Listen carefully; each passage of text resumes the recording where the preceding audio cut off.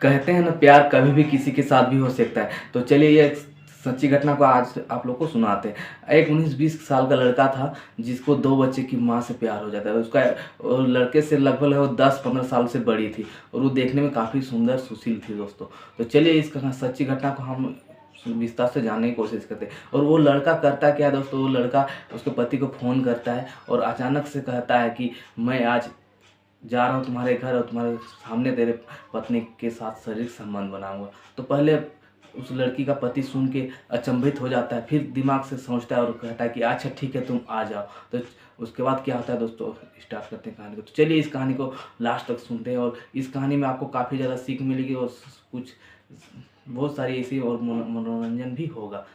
इस कहानी में ऐसी घटना का विस्तार से जानकारी प्राप्त करते हैं और इस कहानी को आपको सुनने में काफ़ी रोचक भी और काफ़ी रोमांच भी लगेगा। तो चलिए इस कहानी को विस्तार से जानने की कोशिश करते हैं। और आप लोग यहाँ तक आ ही गए हैं तो दोस्तों वीडियो को लाइक कर दीजिए। और लाइक करने में क्या जाता है, थोड़ी ना आप लोग का एक रुपया भी खर्चा होता है। बस आप लोग थोड़ा सा लाइक कर देंगे, कमेंट कर देंगे तो हमें आगे और वीडियो बनाने में मोटिवेट मिलेगा, हमें अच्छा महसूस होगा। तो चलिए आप लोग विस्तार से इस कहानी को स्टार्ट करते हैं। राजस्थान के बाढ़ जिले का एक गाँव होता है धाकड़खीरी। धाकड़खीरी में एक परिवार रहते थे। उस परिवार का सदस्यों का नाम होता है, उस परिवार के लड़के का नाम होता है गणेश मेवाड़ा। गणेश मेवाड़ा काफ़ी अच्छा खासा पढ़ा लिखा था दोस्तों और काफ़ी अच्छा से कमा भी रहा था। तो उसको घर वाले उसको बोलते हैं गणेश मेवाड़ा को कि अब काफ़ी ज़्यादा उम्र भी हो रहा है तो तुम्हारा क्यों ना शादी किया जाए। तो इस बात को गणेश मेवाड़ा सुनकर काफ़ी ज़्यादा खुश भी होता है और वो सोचता है कि क्यों ना हम भी शादी कर लें। और उसके लिए गणेश मेवाड़ा के लिए उसके माता पिता उसके लिए एक लड़की देखते हैं और उसको लड़की देखते हुए बहुत सारे गाँव घूमते हैं, देखते हैं और धीरे धीरे उसको लड़की देखते देखते और बहुत सारे गांव जाते हैं। और एक गांव में लास्ट में गणेश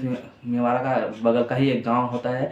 उस गांव में एक लड़की पसंद आ जाता है जिसका नाम रिंकी होता है, रिंकी मेवाड़ा। तो उस रिंकी को देखते हैं तो गणेश के माता पिता काफ़ी ज़्यादा खुश हो जाते हैं, उसके चाचा चाची लोग भी खुश हो जाते हैं। वो लड़की देखने में इतना अच्छा सुंदर और सुशील थी कि कोई भी उसको देख के एक ही बार देखने में से उसको पसंद आ जाएगा। जैसे उस लड़की को पसंद करते हैं तो गणेश मेवाड़ा भी उसको देखने जाता है और गणेश मेवाड़ा को भी उस लड़की को पसंद आ जाता है। जैसे उस लड़की को पसंद आ जाता है तो नसीब में जो होता है ना वही होके रहता है। तो उसको उस रिंकी का शादी गणेश मेवाड़ के साथ हो कर दिया जाता है। और रिंकी देखने में इतना अच्छा और सुशील और सुंदर थी कि उसको कोई भी देख के अपने आप में ललचा जाए।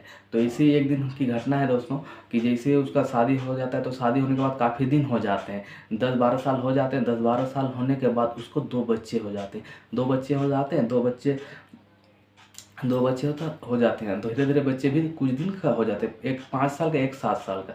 ऐसे करते करते उसका परिवार हंसी खुशी अपना ज़िंदगी व्यतीत कर रहा था। धीरे धीरे उसे करते कुछ दिन और बीत जाते हैं तो उसी का घर का बगल का एक पड़ोसी होता है दोस्तों। उस पड़ोसी का एक रिश्तेदार होता है जिसका नाम गौरव होता है। वो गौरव वहाँ पे काफ़ी ज़्यादा धाकड़खीरी गाँव में आना जाना करता है। और एक दिन उसको बाज़ार में वो रिंकी के साथ भेंट हो जाता है। जैसे रिंकी को देखता है तो कोई भी देख के इतना सुंदर और अच्छी थी कि उसको कोई भी देख के उसको मोहित हो जाए। तो चलिए जैसे गौरव देखता है रिंकी को तो धीरे धीरे उसका रिंकी का गौरव अपना पीछा करने लगता है। धीरे धीरे उसका जानकारी जुटाता है, धीरे धीरे उसका जानकारी सारा चीज़ प्राप्त कर लेता है। जैसे कि जानकारी प्राप्त करता है तो उसको पता चलता है कि उसका गौरव का जहाँ पे रिश्तेदारी था उसके एक घर के छोड़कर दूसरा घर में ही उसका घर है। तो धीरे धीरे उस गौरव रिंकी के पति के साथ अपना दोस्ती बढ़ाता है। दोस्ती धीरे धीरे उसके साथ दोस्ती हो जाती है तो क्या करता है ना कि रिंकी के पति के साथ उठना बैठना करने लगता है। जैसे धीरे धीरे उठना बैठना होता है तो धीरे धीरे उसके पति के साथ अच्छा खासा दोस्त फ्रेंडली हो जाता है। तो गौरव उसको उन लोगों का घर जाने लगता है। उन लोगों का घर जाने लगता है तो गणेश को कुछ भी पता नहीं था। तो गणेश ऐसा करते हैं कि चलो हम लोग का पड़ोसी का रिश्तेदार है तो हम ही लोग का भी रिश्तेदार ही होगा, इसलिए उसको चाय पानी नाश्ता भी कराता है। धीरे धीरे ऐसे करते करते और काफ़ी दिन बीत जाते हैं। उसके बाद आना जाना होते रहता है और गणेश का बीवी को वो भाभी भाभी बोल के बुलाता था। जैसे उसको भाभी भाभी बोल के बुलाता था तो उसके धीरे धीरे उन लोग का एक दिन ऐसा होता है कि नंबर एक्सचेंज हो जाता है। गौरव का और रिंकी का नंबर एक्सचेंज होने के बाद धीरे गौरव उसका हर टाइम उसका क्या कर रही है, क्या नहीं कर रही है, क्या खा रही है, क्या पहन रही है, यही सब पूछते पूछते फ़ोन में बतियाते बतियाते धीरे धीरे फिर व्हाट्सएप में भी बात होने लगता है। व्हाट्सएप करते करते फेसबुक में भी बात होने लगता है, फेसबुक करते करते फिर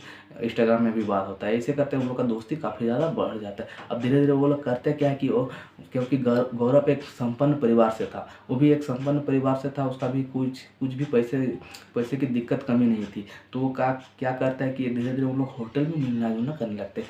शुरुआत में कुछ दिन ऐसे ही मिलते हैं होटल में, धीरे धीरे बातचीत ही होता है होटल में मिलते हैं, और धीरे धीरे उन लोगों के साथ, दोनों के साथ संबंध बनने लगता है। जैसे संबंध, और बोलते हैं ना दोस्तों, एक दिन ना एक दिन चोरी, कितना भी होशियार से चोरी किया जाए तो एक दिन ना एक दिन पकड़ा ही जाता है।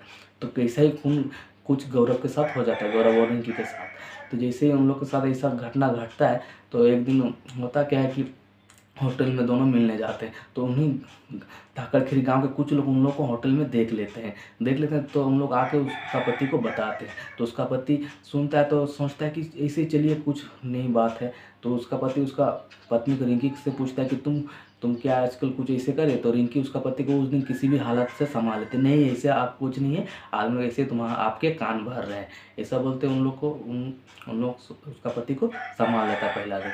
तो ऐसे करते उसको विश्वास नहीं था, तो वो अपने मन से सोचता है कि चलो इसको रेकी किया जाए। और रिंकी कोई ऐसे जाती है ना, तो होटल में जाती है तो उसका पति को बता के जाती है कि मेरा मायके में काम है और मेरा मायके में हम जा रहे हैं।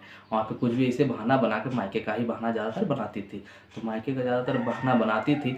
तो वहाँ पे जाती थी। तो एक दिन ऐसा होता है कि रिंकी जब चली गई तो उसका पति उसका ससुराल में फ़ोन लगाता है, और फ़ोन लगा के पूछता है कि क्या वहाँ पे, ऐसे बहाना बना के पूछता है कि क्या वहाँ पे रिंकी पहुँची है। तो रिंकी, उसका ससुराल वाले बताते हैं कि रिंकी तो आई नहीं है। तो उसको गुस्सा ज़मीन से आसमान तक पहुँच जाता है। जैसे रिंकी आती है घर पे, तो रिंकी की खूब पिटाई करता है उसका पति, रिंकी की खूब पिटाई करता है। उसके बाद उसको अच्छी तरह से समझा जाता है, अगर तुम ऐसा करेगी तो तुम्हारा समाज में तुमको बदनाम भी कर देंगे और तुमको छोड़ भी देंगे। तो रिंकी काफ़ी ज़्यादा डर जाती है। उस रिंकी का मोबाइल उसका पति छीन लेता है। तो रिंकी का गौरव के साथ कुछ दिन बात नहीं होता। तो उधर गौरव जो होता है कि काफ़ी ज़्यादा अपने, मतलब क्या बोलते हैं, प्यार में अपना पागल हो चुका था, क्या करें क्या नहीं। तो उसके साथ मतलब एक दिन अचानक घर आता है। तो गौरव को तो सारा चीज़ पता, गणेश को सारा चीज़ पता चल गया था। तो गौरव जैसे ही आता है रिंकी लोग का घर, तो गणेश बताता है कि रिंकी अपना मायके गई है। तो वहाँ से गौरव को भगा देता है। गौरव को जैसे ही भगा देता है तो धीरे धीरे उसका मिलना जुलना बंद होता है। और इसी करके 2024 की लास्ट दिसंबर की रात पहुँच जाती है। जैसे लास्ट दिसंबर की 31 दिसंबर की रात पहुँच जाती है, तो अचानक से गौरव उधर से फ़ोन करता है और ये कहता है कि मैं आज तुम्हारा पत्नी के साथ मिलने जा रहा हूँ और तुम्हारे सामने ही मैं संबंध बनाऊंगा। तो जैसे ये बात सुनता है गणेश, तो गणेश का गुस्सा 7वें आसमान पर चढ़ गया था। तो फिर गणेश अपना दिमाग से शांत स्वभाव से अपना बुद्धि लगाता है और कहता है कि ठीक है, तुम आ जाओ, तुम्हारा कोई आपत्ति नहीं, तुम मेरे सामने ही रिंकी के साथ संबंध बनाना। तो गौरव भी खुश हो जाता है कि चलिए कि गणेश भी मान गया है। तो गौरव हंसी खुशी अपना दो दोस्तों को लेके साथ में लेके 31 दिसंबर की रात को आता है धाकड़खीरी गांव पे। और धाकड़खीरी गांव पे जैसे ही आता है तो उसका दोस्त को बोलता है कि अगर मैं फ़ोन करूँ तो तुम लोग समझ जाना कि मेरे साथ कुछ घटना घटित हुई, अगर मैं नहीं फ़ोन करूँ तो तुम लोग समझ जाना कि सब कुछ आराम से चल रहा है, और जैसे अगर नहीं फ़ोन करूँ तो तुम लोग चले जाना, और फ़ोन करूँ तो नहीं, यहीं पर फटाक से आ जाना। ऐसे बोल के वो अपना दोस्त लोग को गाँव के बाहर ही खड़ा कर देता है और अपना वहाँ पर चला जाता है। जैसे वहाँ पे जाता है तो गणेश पूरा अपना तैयारी के साथ बैठा हुआ था कि कब आएगा और कैसे उसको आज दोनों को मार दिया जाएगा। मतलब वो ऐसे कुछ प्लान बना के बैठा हुआ था, धारदार हथियार लेके रखा हुआ था। जैसे ही धारदार हथियार लेके रखा हुआ था, तो जैसे ही गौरव आता है तो आराम से दरवाजा खोल देता है और बोलता है कि जाओ तुम जो करना है अपना रिंकी के साथ करो, मुझे कोई आपत्ति नहीं है। तो ये बात सुन के गौरव और भी ज़्यादा खुश हो जाता है। तो गौरव जैसे रिंकी के सामने जाता है 31 दिसंबर की रात को, तो रिंकी और गौरव काफ़ी ज़्यादा खुश हो जाते हैं, क्योंकि उन लोग कुछ दिनों से मिले नहीं थे और ना ही उनके साथ फ़ोन में बात हुआ था। जैसे फ़ोन में बात भी नहीं हुआ था, कुछ दिन मिले भी नहीं थे। तो अब दोनों कुछ ऐसी हरकतें करते हैं कि गणेश सारा चीज़ उसको देख रहा था। जैसे सारा चीज़ वो देख रहा था, तो देखते हुए उन लोग अपना मतलब अश्लील हरकतें दोनों करने लगे उसके पति के सामने रिंकी का पति था और उसी के सामने दोनों अश्लील हरकतें करने लगे।